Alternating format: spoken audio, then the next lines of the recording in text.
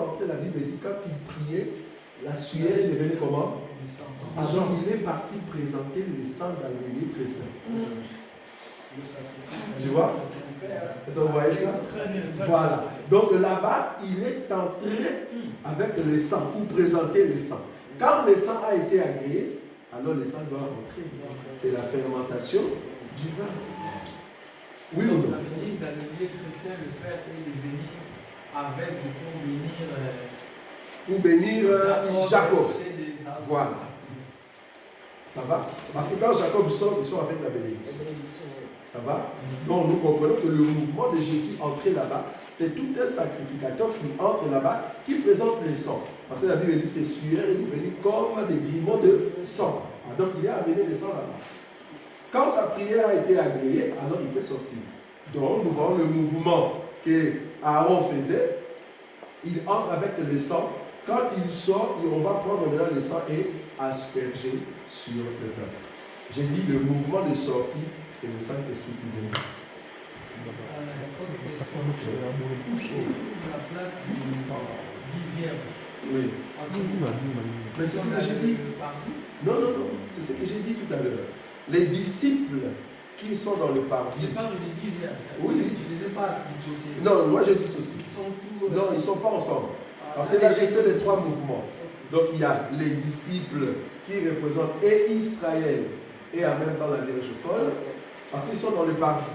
Parce que la Vierge folle qui avait la lampe. Oh, la lampe, ce n'est pas dans le parvis. La lampe, c'est dans les lieux saints. Oh, quand la lampe commence à s'éteindre, il faut sortir du lieu saint. Donc la Vierge folle, qui aujourd'hui, avec nous dans le désert, mais c'est pas grave, elle va mourir. Donc elle doit sortir de lieu saint pour aller au parvis. Donc les disciples qui étaient dans le parvis, c'est l'Israël et en même temps la Vierge folle. Pierre et les deux ailes, c'est la Vierge sage. Elle va venir.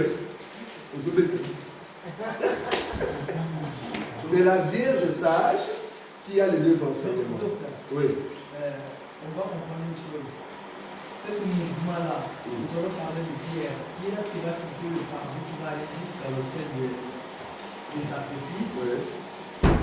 Avant l'accès de Pierre au lieu très saint, lieu saint, pardon. Oui. Donc avant l'entrée dans le lieu saint, Pierre n'était pas encore convaincu. Là, tu es dans la lettre. Bien. On va prendre. Est-ce qu'on peut toucher les tableaux? Vous voulez qu'on touche les tableaux? Oui. Ça va? On va toucher les tableaux. Ça va? Allez, on va toucher les tableaux. Comme ça, vous allez voir. Ouais. On va maintenant toucher les tableaux.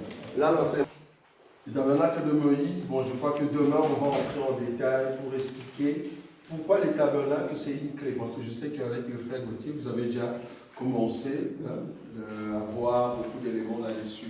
Je sais qu'il y aura toujours des questions. Donc, comme vous le savez, le tabernacle est réparti en trois parties. C'est-à-dire, nous avons les parvis. Quand on parle de parvis, c'est là où il y a les reins. Donc, dans les panneaux.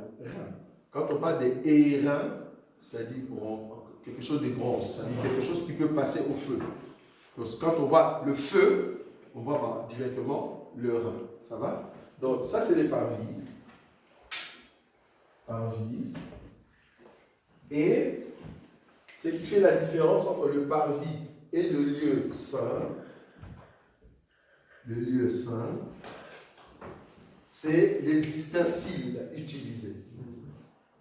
Dans le parvis, tous les ustensiles utilisés, c'était en airain. Mais dans le lieu saint, les ustensiles, c'était en or.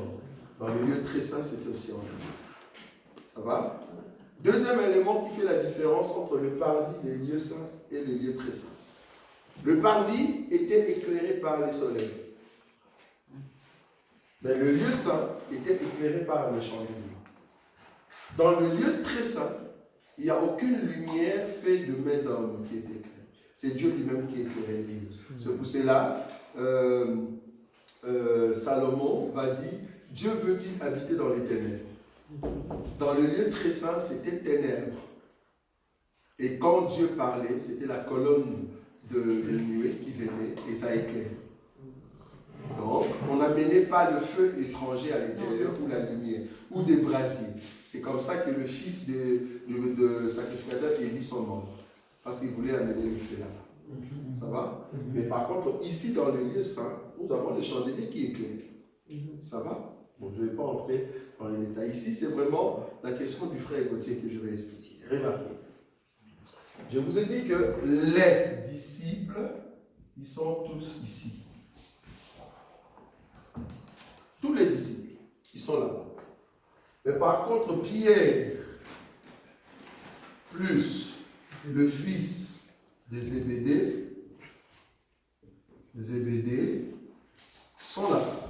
Et là, nous avons Jésus qui est en train de parler au Père. Ça va? Donc, pour entrer ici, il y a un rideau. Le rideau, ça cachait quoi? Pourquoi le rideau? Le rideau, ça cachait ça. La face de Dieu.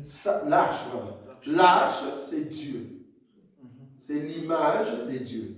Or, personne ne peut voir Dieu et vivre. Voilà. C'est pour cela que Dieu s'est caché dans le lieu très saint. Maintenant, qui peut entrer jusque dans le lieu très saint, dans les tabernacles de Moïse? C'était les souverains sacrificateurs. Donc, le mouvement de voir les disciples est ici.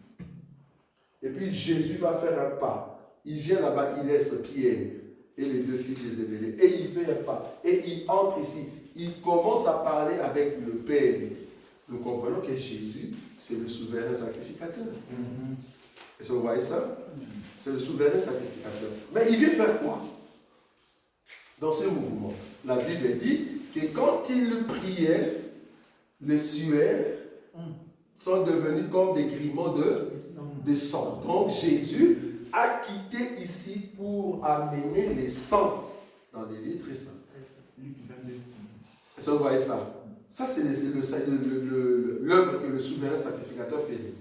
Il amène les sangs qui viennent de là et il amène jusqu'ici. Donc Jésus amène son propre sang. Je crois qu'il y a une écriture qui dit que Jésus-Christ est entré une fois, mais avec son propre sang. Lui qui est le sacrificateur. Donc, c'est lui qui est le sacrificateur qui amène son propre sang. Donc, dans ces mouvements, Pierre, nous le voyons comme étant la Vierge sage. Donc, Pierre, pas comme Pierre individu, mais Pierre comme un oiseau qui a les deux ailes. Je ne sais pas si on voit. Donc, je ne prends pas Pierre comme individu, parce que je sais que Pierre n'avait pas encore le Saint-Esprit. Mais c'est juste son mouvement qui nous plaît ici. Même les disciples ici, nous l'avons pris comme étant Israël et la Vierge folle, mais c'est juste une image, parce que nous voulons étudier sur les tabernacles. Mais en réalité, nous savons que Pierre n'avait pas le Saint-Esprit, moins encore les deux ici, les deux fils de Zébédée, ils n'avaient pas le Saint-Esprit. Parce que comme vous savez, le fils de Zébédée, c'est qui? Jean et Jacques. Jean, c'est lui qui est resté jusque lors de la prison en Patmos, c'est-à-dire c'est lui qui a écrit le livre de l'Apocalypse. Mais par contre, Jacques, fils de Zébédée, on l'a tué, égorgé. Ce n'est pas le Jacques, le frère de Jésus. C'est le Jacques qu'on a égorgé. Est-ce que vous voyez ça? Parce que Jésus va leur dire, parce qu'il faut comprendre que les deux fils de Zébédée, ce sont eux qui ont dit au Seigneur, nous voulons s'asseoir l'un à gauche, l'autre à droite. Jésus va leur poser la question de savoir, est-ce que vous allez boire la coupe que moi aussi je vais boire? Je sais que vous allez boire. Et je sais que vous allez passer par les baptêmes que je dois passer. Mais quant à la personne qui doit s'asseoir à ma gauche et à ma droite, ça, ce n'est pas moi qui décide. Donc la personne, parce que c'était pas elle, c'était leur maman, je crois. Leur maman. Qui a demandé? Oui, mais oui. Oui, non, c'est la maman. Mais elle représente qui la maman? Qui demande dans la révélation. Qui demande cette faveur-là à Jésus? Dans la révélation, la maman qui demande, nous pouvons dire, c'est l'enseignant. Pourquoi? Dans la révélation, c'est lui, enfin, la personne qui fait qu'il y ait quelqu'un à gauche, quelqu'un à droite, c'est l'enseignant. Parce que la mère, c'est l'enseignant. Mais dans la lettre... Ah oui, parce que comment il savait que... Ah oui, voilà, parce que quand on te pose la question, comment Pierre savait que ça c'est Élie, ça c'est Moïse? Je vois. Tu vois? Comment Pierre, lors de la transfiguration, il a su que ça c'est Moïse, ça c'est Élie. Faisons 3 tentes, une pour Élie, l'autre pour Moïse et l'autre pour Jésus. Comment il a su que c'était Élie? Il a su par l'enseignement. C'était Dieu lui-même. Voilà, par l'enseignement. Dans l'enseignement, il commençait déjà à comprendre que l'enseignement, Jésus, c'est un oiseau qui a 2 ailes. Est-ce que vous comprenez? Donc il a compris ça. Et vous allez comprendre que quand Pierre parlait, regardez bien l'écriture, quand Pierre parlait ces choses, j'aime la Bible, merci pour cette écriture. La Bible dit ceci. Jésus était ensemble avec ses disciples, il a dit, en vérité, je vous le dis, il y aura parmi vous ici qui ne mourront pas, ils vont voir la gloire de Dieu. Oui. Mais ils étaient ensemble. Maintenant, remarquez, il laisse les disciples, il prend qui? Pierre et 2 fils de Zébédée. Donc Pierre a vu la gloire, ouais. Voilà, il les amène, et qu'est-ce que Jésus va faire? Il laisse Pierre, il y a d'abord les disciples qu'il a laissés. Il amène seulement Pierre et les 2 fils de Zébédée. C'est ici. Après, il va laisser Pierre et les 2 fils de Zébédée. Il s'approche de lui-même et la Bible dit, là, il s'est transfiguré. Et en révélation, est-ce que cette parole-là que Christ avait dit à ses disciples, a possible cette révélation continue jusqu'à présent, non? Donc, oui, dans la révélation, oui. Mais dans la lettre aussi, oui.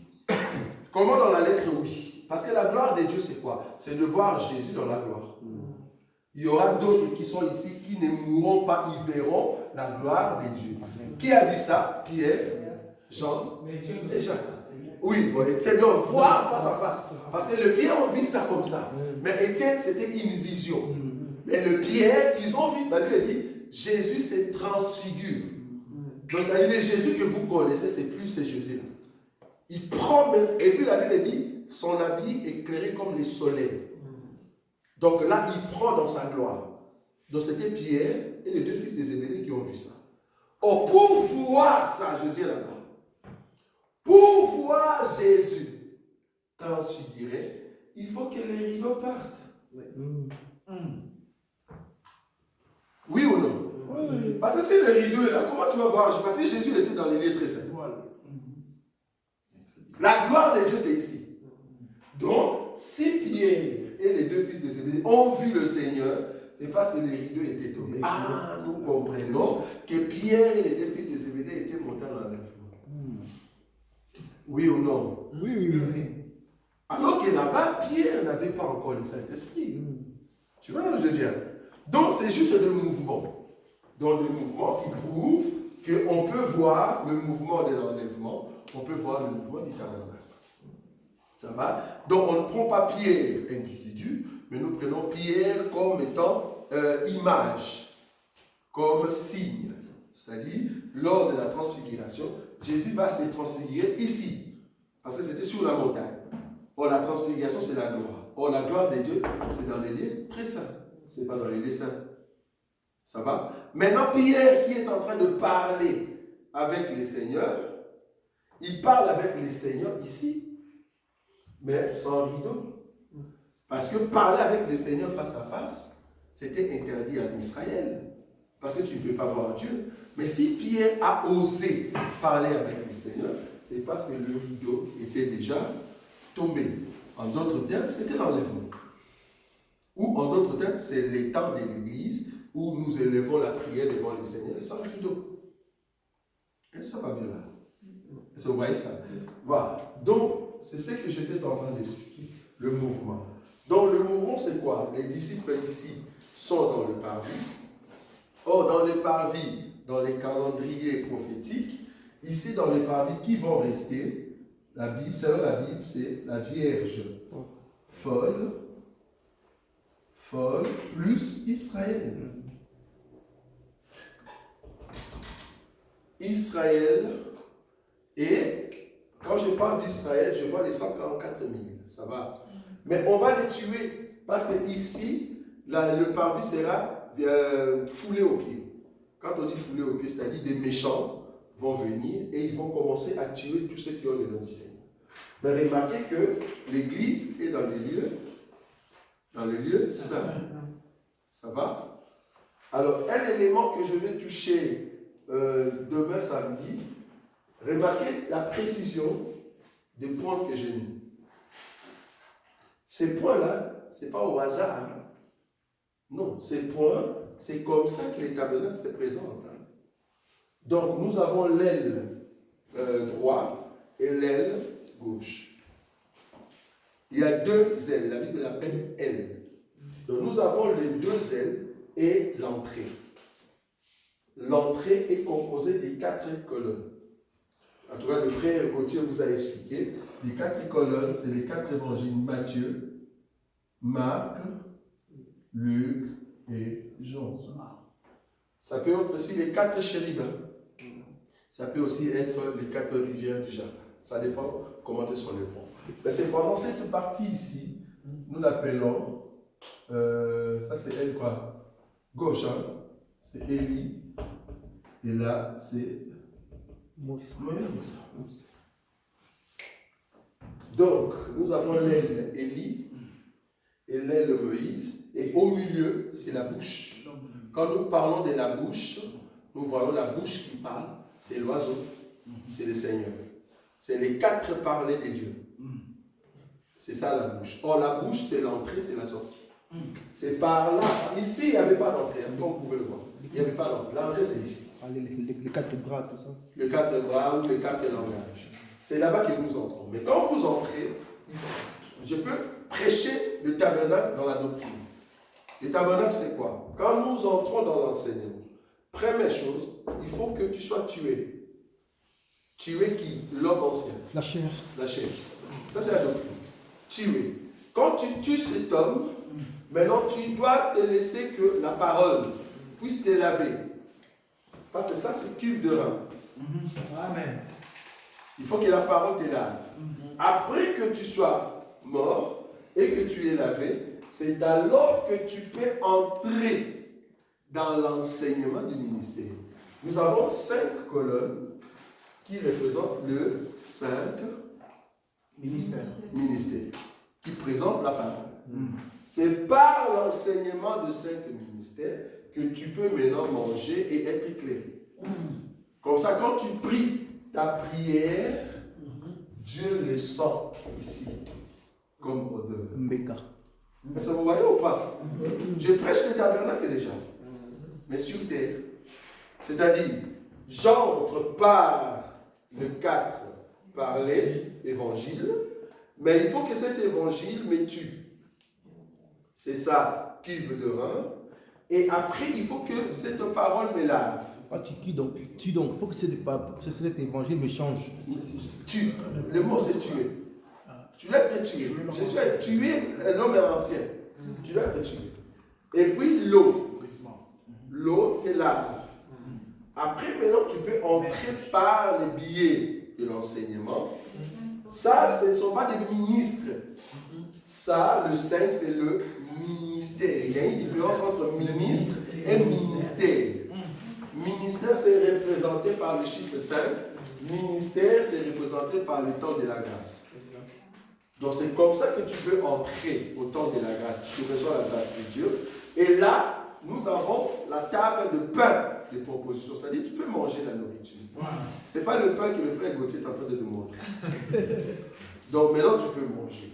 Et tu seras éclairé par le chandelier, qui est la parole. Le pain, c'est la parole, mais le pain soutient le cœur de l'homme. Psaume, chapitre 105, verset, je crois, j'oublie. La Bible dit, le pain soutient le cœur de l'homme. Donc, quand tu manges la nourriture, ça te soutient. Tu as la force. Même si tu es fatigué, ça te soutient. Et quand tu es éclairé par le chandelier, c'est l'enseignement qui t'éclaire, qui te sanctifie.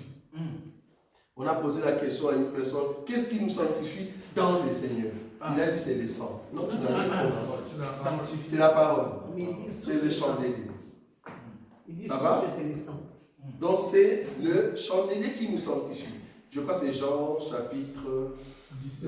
sanctifié par ta parole. Oui, oui. Non, vous êtes pur. Par la parole qui vous écoute. Jean 15, oui, c'est ça. Ça va? Donc, la parole que vous écoutez là, qui vous éclaire, c'est le chandelier. Ça va? Maintenant, comme quand tu manges le pain et que tu es éclairé, ta prière, Dieu l'écoute. Parce que ça, c'est la table, l'autel de parfum. Or, l'Écriture, déjà dans l'Apocalypse, nous dit que le parfum, c'est les prières de saints. Ça va? Donc, Dieu qui a dit à Moïse, il représente les tabernacles sur terre, mais viens voir dans le ciel. Donc, Moïse a vu que quand les saints prient, il y a une odeur. Il y a la présence de Dieu qui est dans la loi. C'est ce que Moïse a vu. Donc, quand nous parlons de l'Apocalypse chapitre 8, le silence des 30 minutes, ce n'est rien d'autre que dans l'autel, il y a une prière qui monte. C'est ça. Donc, dans la présence de Dieu, il n'y a personne qui prie. Et ça, vous voyez ça maintenant? C'est les tabernacles. Quand on dit silence des 30 minutes, c'est-à-dire ici, dans cet hôtel, il n'y a plus de fumée, il n'y a plus de prière qui monte. Mais quand est-ce que cela arrivera? Là, il faut aller dans cette semaine dernière pour voir que c'est la deuxième partie du ministère des besoins. C'est là-bas qu'on va tuer. Bon, ça, on viendra après. Donc, là, nous comprenons que l'autel des reins, c'est là-bas qu'il y a le parfum pour tous les saints. Okay. Et après l'autel des reins, nous avons le rideau.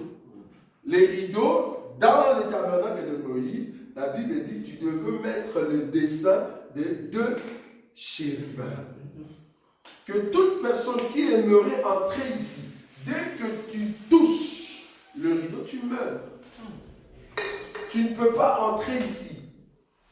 C'était interdit. La seule personne qui peut passer ici, c'était le souverain sacrificateur. Tu ne peux pas passer là-bas. Bon, nous voyons des écritures où nous voyons David entrer dans le lieu saint et manger pas de propositions. Bon, ça, ce sont des cas spéciaux. Mais dans la loi de Moïse, tu ne peux pas passer ces rideaux. Tu ne peux pas. C'était interdit. Et nous voyons des moments où Israël va pécher, d'autres peuples vont venir, ils vont prendre même le lâche. Mais pourquoi les rideaux ne les tuaient pas? Parce qu'Israël était dans le péché. Ça va? Mais dans la loi de Moïse, les rideaux représentent l'interdiction. En d'autres temps, le rideau, c'était quoi? Le voile. Qui cachait qui? Dieu. Est-ce que vous voyez ça? Donc, le chérubin, c'était l'interdiction pour ne pas toucher Dieu. Alors, Dieu habitait ici. Il y avait des gens qui travaillaient là-bas. Et d'autres sont dehors. Mais si Dieu reste ici, il n'y a pas de salut. Il faut qu'il sorte. Il faut qu'il sorte. Parce que Dieu dort ici. Ça, c'est sa chambre. Il est en secret ici. On ne le voit pas. Il se cache dans sa chambre. C'est un homme qui aime trop rester dans sa chambre. Et qui envoie seulement la femme. Cette femme n'est rien d'autre que le souverain sacrificateur. Le souverain sacrificateur, c'est lui qui prépare là-bas, c'est lui qui prépare ici, et qui entre ici, il amène le sang. L'homme mange dans sa chambre. C'est pour cela le souverain sacrificateur étant femme. Pour voir le Père, tu dois mettre le voile. Si tu entres sans le voile, tu meurs. Donc, Aaron, c'était une femme. Il faut mettre le voile pour entrer ici. Est-ce que vous voyez ça? Maintenant, comme Dieu s'est caché dans le tabernacle de Moïse, il a compris qu'il ne saura pas sauver le peuple qui sera. Est-ce que vous voyez ça? Je veux maintenant l'amener samedi pour vous amener que dans les jardins d'Éden, nous avions aussi ces tabernacles. Dieu parlait avec Adam ici. Tout le temps avec Adam. La nudité, c'était la gloire. Parce que Adam étant la femme de Dieu avant le péché, Adam parlait avec Dieu ici. La nudité d'Adam ici n'est rien d'autre que la gloire. Or, comme Adam parlait avec Dieu nu ici, Dieu aussi était nu. Pourquoi? Parce que c'est l'homme et la femme. Dans la chambre, on n'a pas honte de la nudité. Est-ce que vous voyez ça? Maintenant, l'homme va quitter la chambre quand on lui a donné la femme, parce que Adam, c'est tout un sacerdoce. Adam vient ici, il écoute la voix de sa femme, ils vont manger. Ils ont mangé ici dans l'église. Parce que c'est seulement ici qu'on mange. Donc l'arbre de la connaissance du bien et du mal, c'était ici. Ça, vous n'avez pas vu. Je ramène le tabernacle dans les jardins. Les rideaux que vous voyez ici, ça cache les deux faces de l'arbre. Nous avons la face de l'arbre de vie et l'arbre de la connaissance du bien et du mal. Mais c'est le même arbre. Ça, vous n'avez pas vu. Je n'ai pas compris. Merci. Je reviens. La Bible dit, Dieu a mis au milieu du jardin l'arbre de la connaissance du bien et du mal. Et l'arbre de vie était où? Au milieu. Même endroit. Comment est-ce que deux arbres peuvent être au milieu? Donc c'était un seul arbre, mais ayant deux faces. Deux faces. Maintenant, cet arbre, il y a une partie qu'il faut manger et il y a une partie qui donne la vie. C'était l'arbre qui était au milieu du jardin, qui n'est rien d'autre que cette clôture. Mais pourquoi pas trois faces? Non, ça c'est en dehors. Parce que là, on a deux maisons. On a, même ici c'est le parvis, hein. Peut-être vous voyez. Ah, d'accord. Ça aussi c'est le parvis. Tout ça c'est parvis. Ah, donc ça fait partie du parvis. Ben voilà. Donc, ça c'est à l'intérieur du parvis. Ça va? Parce que c'était comme ça, hein, la maison. Là aussi c'est parvis. Ça va? Tu vois? Donc tout ça, c'est le parvis. Et au milieu du parvis, nous avons ça. Donc tout ça, c'est le jardin. Ça va? Et au milieu du jardin, il y a l'arbre. Mais cet arbre, il y avait la partie de la vie et la partie de la mort, c'est-à-dire la connaissance du bien et du mal. Maintenant, Adam était ici. La Bible dit, Dieu parlait avec l'homme. Tout le temps. Il parlait avec l'homme. Où se trouve la voix de Dieu? C'est dans les lieux très saints. Voilà. Je vais écrire lieu très saint. C'est dans les lieux très saints que Dieu parlait. Donc, Adam parlait avec Dieu ici dans les lieux très saints. Mais comme Adam, c'est un souverain sacrificateur, il parle avec Dieu là-bas. Il est saint dans la présence de Dieu, mais on lui a donné un peuple qu'on appelle Ève. Ça va? Et c'est Ève qui l'amène au péché. C'est-à-dire, ils vont manger ou désobéir à Dieu, ici dans les lieux saints. Parce que c'est ici qu'on mange. Alors, en mangeant, ils ont compris qu'ils sont nus. Parce que Dieu avait établi, tu ne mangeras pas l'arbre de la connaissance du bien et du mal. J'explique que les jardins dans les tabernacles, n'allez pas loin, restez dans les tabernacles. Alors, ils ont mangé, ils ont compris qu'ils sont nus. Comme nous sommes nus, donc nous ne sommes plus saints. Nous ne pouvons pas rester dans le lieu saint. On ne peut plus rentrer dans les lieux très saints et parler avec Dieu. Ce n'est pas possible. Qu'est-ce qu'il faut faire? Il faut sortir. La Bible dit, ils sont fuis, ils se sont cachés au milieu des arbres. Est-ce que vous voyez ça? Parce qu'ils ont entendu la voix de Dieu. Oh, Dieu parle ici. Eux, ils ont fui et ils ont entendu la voix de Dieu. Ils ont fui où? Ce n'était pas dans les lieux très saints. Ils ont fui dans les jardins, quelque part, ils se sont cachés. Ils ont pris de feuilles de figue, ils se sont cachés. La Bible dit, Dieu commençait à chercher l'homme.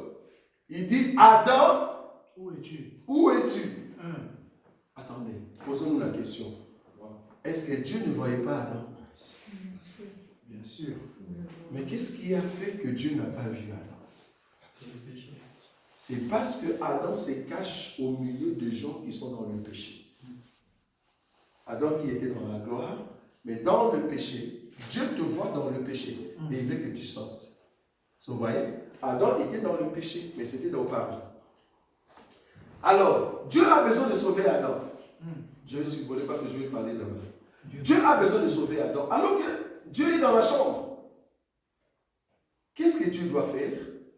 Dieu doit ouvrir le rideau. Il doit sortir. Il faut le déchirer. Oui. Il doit sortir. Il déchire le rideau. Il sort. Il passe le lieu saint. Il vient ici, dans les jardins, pour chercher l'homme. L'homme qui était au milieu des arbres. Alors quand il a vu l'homme, l'homme va commencer à expliquer. Ah non, c'est la femme. Ah non, c'est le serpent. Et c'est comme ça qu'il y a eu la condamnation.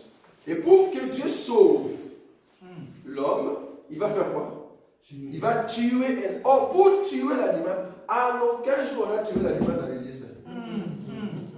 Jamais. En aucun jour on a tué l'animal dans les lieux très saints. On tue toujours l'animal ici dans les paradis. Donc, Dieu a tué l'animal quand il parlait avec Adam. C'était dans les paradis. Donc il a coupé l'oreille là. Voilà, merci. L'oreille a été coupée ici. Le fer, quand elle est tombée ici. Est-ce que vous voyez les parvis, oui ou non? Donc je vous explique les parvis comme étant la clé de beaucoup d'écritures de la Bible. Donc, Dieu va parler avec Adam ici, et c'est là-bas qu'il va tuer l'animal. Quand on a tué l'animal, alors l'homme peut se vêtir. L'animal a été tué ici. Maintenant, la question c'est de savoir. Dieu qui était là nu. La nudité, c'est la gloire de Dieu. Bon, nous avons posé la question, comment toi tu sais que Dieu était nu? Ok, on va prendre une écriture.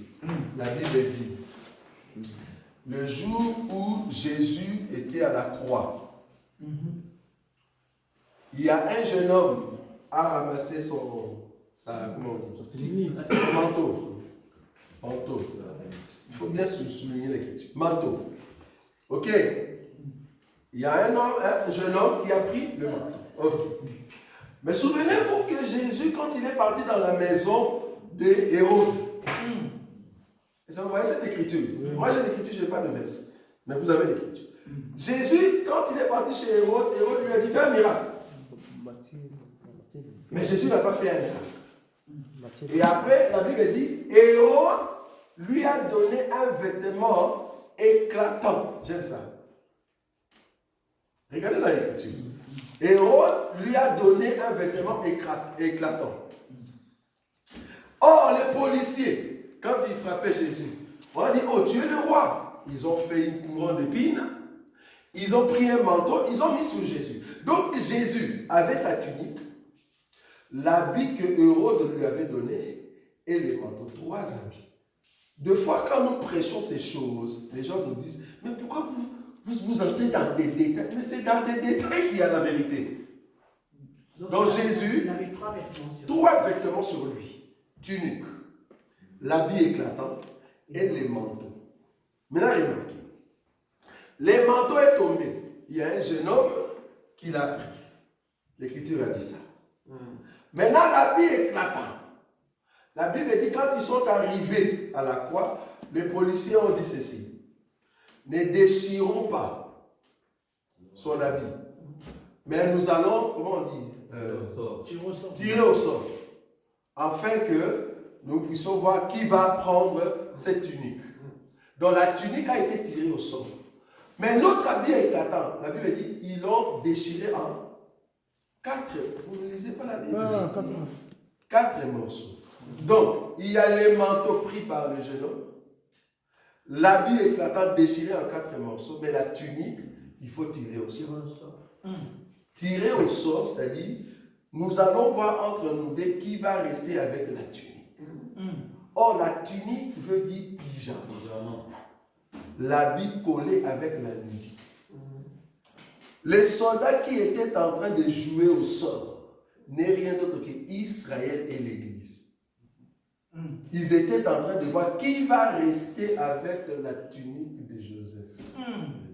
Ça, vous n'avez pas. Des fois, quand nous parlons comme ça, on dit, mais nous sommes où?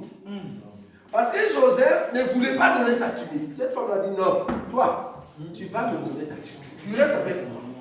La Bible dit tunique. Il dit, non, je ne veux pas, tu dois tomber avec moi. Parce que la seule chose qui prouve que tu es tombé avec moi, c'est la tunique. La tunique, oui. C'est la tunique qui prouve que toi, tu es sorti avec moi. Et c'est ça qui va t'amener en prison. Donc la tunique, c'est l'église qui l'a. Vous voyez ça? Jésus est mort à la croix à cause d'une femme. Et cette femme habite ici à Paris. Merci, c'est l'église. C'est parce qu'il a donné sa tunique à une femme.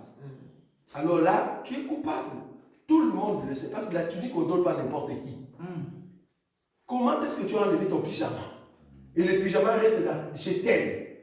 Tu ne peux pas dire que non, c'est faux. Donc là, nous avons de preuves que Jésus nous appartient. Vous voyez là où je suis. Ok, maintenant regardez. Dieu était ici. Il était en pyjama. Avec sa tunique. Mais pour sortir, il y a des arbres là où se trouve Adam. Parce que j'aimerais vous dire que les arbres en question, dans la lettre, c'était des arbres physiques. Mais dans la révélation, c'était des hommes. Adam était caché au milieu des hommes. Au milieu de pécheurs. Très bien. Est-ce que vous voyez ça? Parce que la Bible dit que Adam se cache au milieu des arbres. Toi, tu lis arbre. Tu penses que c'est vraiment l'arbre. Ça ne va pas. Donc, si Adam se cache au milieu des arbres, et Dieu peut commencer à dire, Adam, où es-tu? Tu crois vraiment que Dieu ne peut pas voir un homme derrière là? Là, tu as réfléchi en français. Donc, quand la Bible parle de l'arbre là-bas, Daniel déjà nous explique que les arbres, ce sont les Babyloniens, ce sont le monde. Par exemple, quand la Bible parle des épines et des ronces, est-ce que c'est vraiment des épines? Non, c'est tout un peuple qui est en train de tourmenter Israël, l'Égypte, Babylone. Donc l'arbre dans la Bible, ce n'est pas vraiment un arbre. Il y a même une écriture qui dit, les arbres sont venus demander conseil pour chercher qui va être roi. On demande à l'olivier, l'olivier, viens régner sur nous. L'olivier dit, ah, je vais vraiment abandonner mon huile et être votre roi. Un arbre qui parle. Donc ce n'est pas un arbre. Est-ce que vous voyez ça? Donc les arbres, c'est des hommes. Donc Adam qui se cache au milieu des arbres veut dire Adam est entré dans les mondes. Or les mondes c'est où? C'est les parvis. Parce que la Bible déjà dit parvis égale Égypte, Sodome. Ah vous voyez? Parvis égale Égypte, Sodome. Donc le parvis c'est le monde. Donc Adam qui sort ici, qui vient là, Adam est dans le monde. Alors Dieu qui quitte dans les lieux très saints pour venir dans le monde, il ne peut pas sortir nu. Il doit porter un habit. Un corps. Voilà. Ça vous voyez? Parce que personne ne peut voir Dieu dans sa nudité, à part Adam. Maintenant, pour voir Dieu, il faut que Dieu quitte la chambre pour venir ici. Or, en venant ici, il doit mettre les habits, sinon les hommes vont mourir. Alors l'habit que Dieu a mis, les manteaux que Dieu a mis pour venir chercher Adam ici, ces jours-là dans les jardins, c'était Jésus. La divinité de Jésus. Amen. Le corps. C'était Jésus. Jésus Le corps. est venu. Le corps. Pas Jésus, c'est le corps. Non, bah, juste précision. Hein. Jésus, c'est le corps. Quand nous disons Jésus, c'est le corps. Pour les autres. Donc, bon, pour aller dans la profondeur, les dieux qui quittent ici, c'est le Christ. Ah. Voilà. Le Christ, il quitte ici, il vient. Pour venir ici, il prend un corps. Le corps s'appelle Jésus. Alors nous comprenons que c'était Jésus-Christ qui vient chercher Adam. Amen. Ça, maintenant, vous avez vu. Donc, Jésus vient chercher Adam dans là où se trouvait Adam, au milieu du monde. Donc il s'est fait faiblesse dans ce corps-là. Mais oui, non, l'habit, en fait, c'est la faiblesse. Parce que Dieu n'aime pas. Normalement, c'est un Dieu qui n'aime pas les habits. Amen. Vous avez compris?